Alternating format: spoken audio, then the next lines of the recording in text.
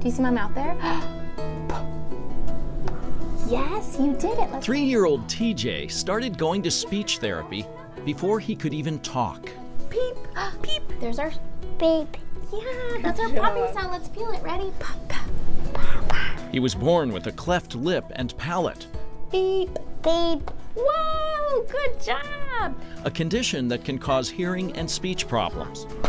But his therapist at Seattle Children's Hospital is using a simple tool to help with his development. Yes. Books.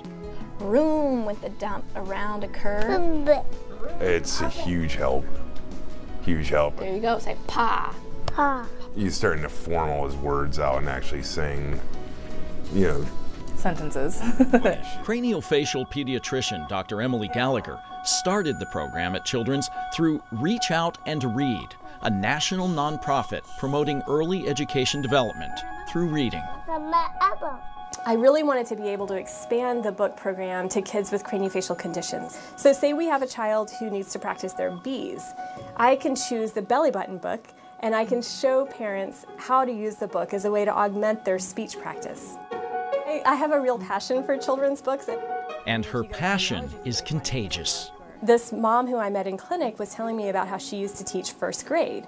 And I was thinking, oh, I bet she likes children's books as much as I do.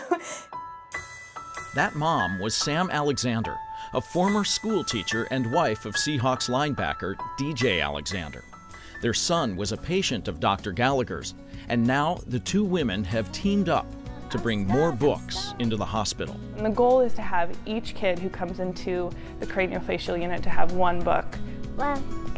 So this is a really good opportunity for me to get not only connected with the community, but be involved in something that I'm really passionate about, which is educating children. Whoa, good job!